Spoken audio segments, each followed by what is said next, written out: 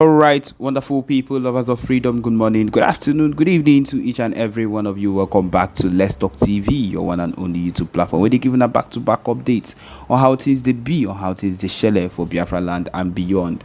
If you're joining us for the first time, remember to subscribe and turn on your notifications too. Also, remember to like and share this broadcast too. All right, my wonderful people, the latest one with the boss brains at the moment. Yes, be say yes. Ijele, Ijele, they at Ijele, where they prison, they in commotion at the moment. As it is being said that he has collapsed a whole lot of times in prison custody and begs Ebuka Obi Akuzayon as he repents. Yes, my people, you don't reach the extent where Ijele don't they collect photo back to back to back. As in the prison, my people, you know, say this type of person, you do not until the person don't see shege, he no go understand what he don't do for himself. And my people, that is the situation he has put himself at the moment. That is the situation this particular man Ijele don't go put himself for wahala. And he's going to see the full-fledged way that things are being done, because this particular man, he done they mess up ever since. In fact, I would say that he has been consistently messing up, and now that things are catching up to him, he's having issues with everything at this point. And that is why things are actually going wrong for him on every ground. The most important thing that you would want to find out in the moment is that this particular man is a man that is not even one way or another. He has nothing he has done has ever been actually true or good, because he has actually been bad. He has done everything against the Biafra movement. He has been against it. He has tried to fight against it. He has done so many things that you would think of and be like, why is this guy behaving this way? What is the reason for this issue? Just feels he would just wake up and talk to the PM BRGIE anyhow, because that is what he does continuously. But he feels woefully each time he keeps on feeling. And more time that we can even count, this man has misbehaved consistently, and that is why he's in the situation he is. And at this particular point, he has met his Waterloo, and this is what happens to anybody at all that decides to face or decides to go against anything the Biafra movement is working towards. That is the truth of the matter. This movement is not for kids, it's not for jokes, it's not for people that are not interested in it. It's not for anybody to wake up and talk anyhow about it. You will feel the consequence of every single thing you're doing, because you are not doing it right. Any single thing you're doing means that the fact and everything that flows with it is just wrong. That is the truth of the matter, because I do not see a reason why this particular man we're talking about at this point would wake up and think he can challenge anybody he feels like, just because he has the mouth or he has the audience. That is what he feels like every single day. And now he has started facing the judgment that befits him, and now he's calling for help, begging and asking and pleading for help, looking for who will bail him out or who will seek him out. None of that is going to work out, because that place it's a place he's meant to be.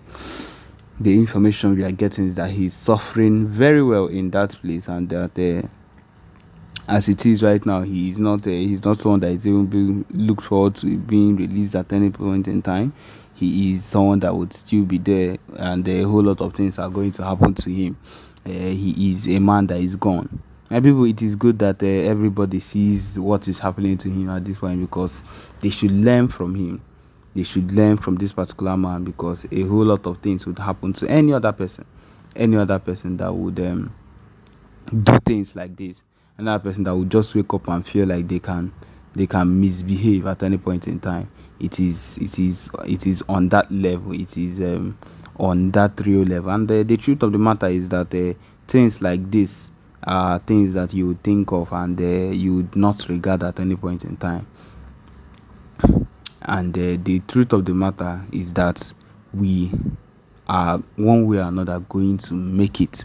This particular movement is not a joke.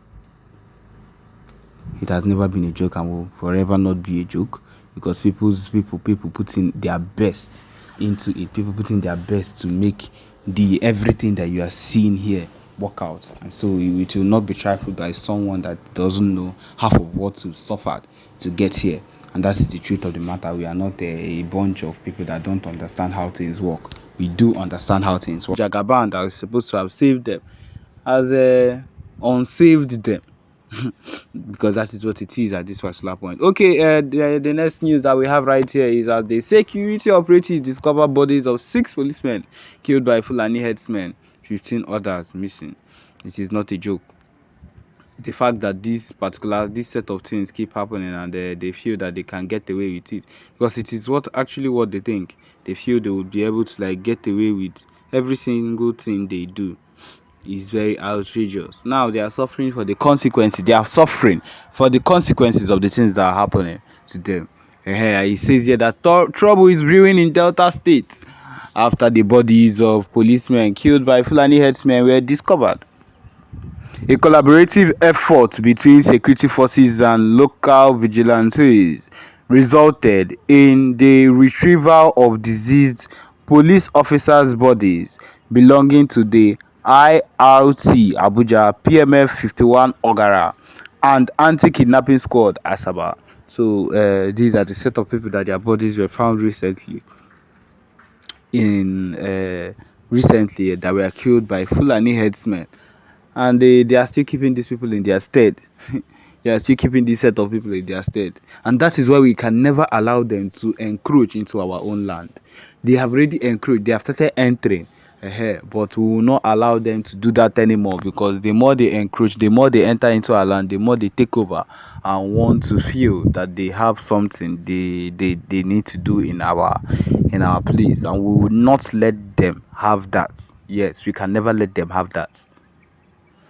Okay, it continues. The recovered corpses of the officers have been deposited at Mariri Central Hospital morgue in Ugili, disclosed a senior security source at the Delta State Police Command, speaking on the condition of anonymity. The recovery operation, conducted in Ugili North local government area of Delta State, followed extensive search efforts in the forest on both Sunday and Monday. So these people have been missing for some time. On January 24th, 2024, 3 officers, all inspectors, were dispatched to the Ororo community in Ugili North, Delta State, in response to a distress call made by an individual named Moses Progress. The distress caller alleged an attack by suspected Fulani herdsmen, leading to the officers' deployment. Tragically, they never returned, and with their fate shrouded in uncertainty. So they called these people and they sent only 3 police officers instead of them to send a full squad to go and handle these people. Fulani herdsmen normally move in bulk, and you sent only 3 people. What do you expect? Of course, they have taken them down. Although the police authorities in Delta State have remained silent about the incident, a group of local vigilante members discovered the bodies of some of the slain officers. The report continued. Operation Huts belonging to the suspected killer Fulani herdsmen were demolished, and 6 corpses were found in the Agadama bush, while the whereabouts of the 15 others remain unknown. Regarding the discovery, the anonymous security source further elaborated. They spent over 3 hours at the hospital morgue during the documentation before being attended to at Ugili Central Hospital. Another source, when queried, mentioned no details yet, and I will get back to you as we progress, indicating ongoing investigation into the matter.